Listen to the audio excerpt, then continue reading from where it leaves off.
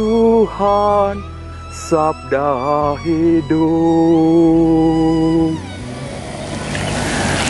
Para sahabat yang terkasih, selamat berakhir pekan untuk kita semua.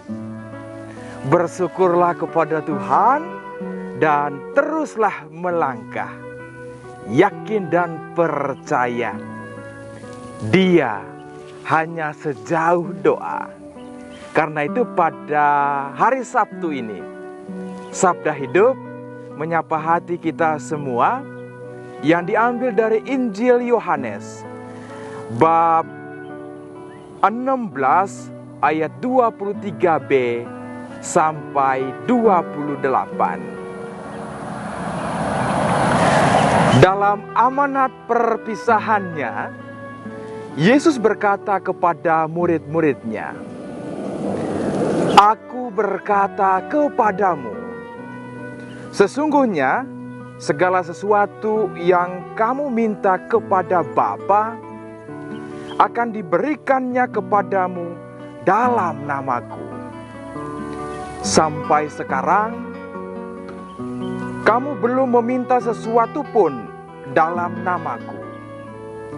Mintalah, maka kamu akan menerima, supaya penuhlah sukacitamu. Semuanya ini kukatakan kepadamu dengan kiasan. Akan tiba saatnya, aku tidak lagi berkata-kata kepadamu dengan kiasan, tetapi terus terang memberitakan Bapa kepadamu. Pada hari itu kamu akan berdoa dalam namaku. Dan tidak kukatakan kepadamu bahwa aku meminta bagimu kepada Bapa. Sebab Bapa sendiri mengasihi kamu, karena kamu telah mengasihi aku, dan percaya bahwa aku datang dari Allah. Aku datang dari Bapa, dan aku datang ke dalam dunia. Kini aku meninggalkan dunia lagi dan pergi kepada Bapa."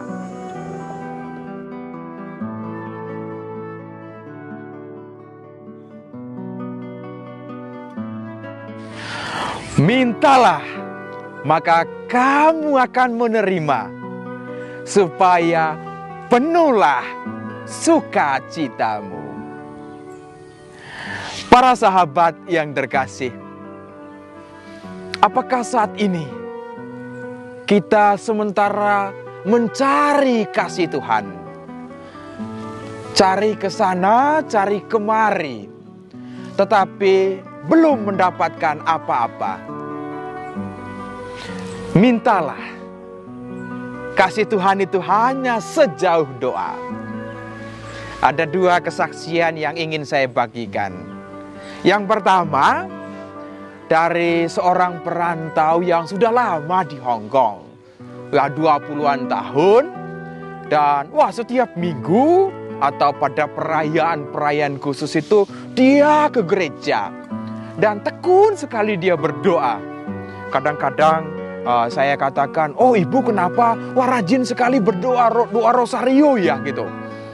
Lalu dia katakan, "Romo, saya berdoa ya untuk keluarga, anak-anak di rumah, lalu juga untuk sahabat-sahabat perantau di sini, atau intensi-intensi khususnya ya situasi dunia saat ini." Dan saya biasanya akhir doa itu saya mengutip Injil Lukas bab 22 ayat 42. "Tetapi bukan kehendakku yang terjadi, melainkan kehendak-Mu lah yang terjadi."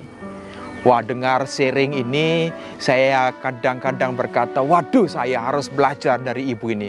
Bagaimana kerendahan hatinya dalam berdoa. Nah, ini kesaksian yang pertama. Kesaksian yang kedua, itu situasi sekarang, ya bulan Maria. Komunitas perantau kami bagi dua, yaitu doa rosarionya jam 9 dan jam 11 malam. Jam 9 itu bagi yang sudah selesai pekerjaannya, Dan khusus jam 11 malam itu bagi teman-teman pekerja migran, karena kerja dari pagi sampai malam, ya kadang jam seperti itu baru mereka punya waktu untuk berdoa. Dan saya kadang-kadang katakan kepada mereka, tidak usahlah kita berdoa hampir tengah malam, itu tidak bagus untuk kesehatan dan semuanya.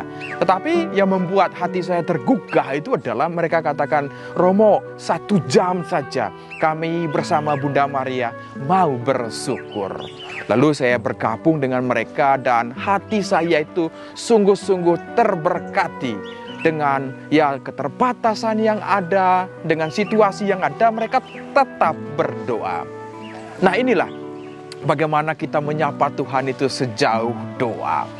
Tentu setiap hari kita berdoa, tapi kadang-kadang kita berpikir atau merasakan, kok kenapa ya setiap hari saya berdoa itu Tuhan itu seolah-olah nggak dengar saya. Tuhan itu seolah-olah tuli dia, nggak pernah langsung ya kabulkan doa saya. Saya mau bagikan kepada para sahabatku yang terkasih, sebagaimana Injil katakan, ya mintalah maka kamu akan mendapat, ketoklah maka pintu akan dibukakan bagimu. Ya kita minta teruslah, ketok teruslah, kita ini bagikan pengemis. Ya, dan inilah ya panggilan kita, mau bersyukur, berdoa kepada Tuhan. Tidak hanya untuk diri sendiri tentunya, kita juga untuk berdoa bagi sesama. Dan ya belajar dari ibu tadi, kerendahan hatinya. Jadi bukan kehendakku yang terjadi, melainkan kehendak Tuhan yang terjadi. Nah, inilah doa, itu berarti bahwa ya tentu kita bawa permintaan kita, tetapi biarlah kehendak Tuhan itu yang terjadi. Keinginan kita itu pasti ada, tetapi yang lebihnya itu biarlah keinginan Tuhan terjadi dalam hidup kita. Nah, ini doa bagi saya pribadi dan saya mau bagikan juga kepada sesama. Tentu doa itu artinya bahwa bukan hanya ngomong saja, tetapi juga doa itu adalah ya perbuatan nyata. Sebagaimana ya Santo ya Benediktus, bagaimana di biaranya itu dia tulis bahasa Latin yang sampai sekarang itu sangat-sangat terkenal dan kita ingat baik. Ora et labora.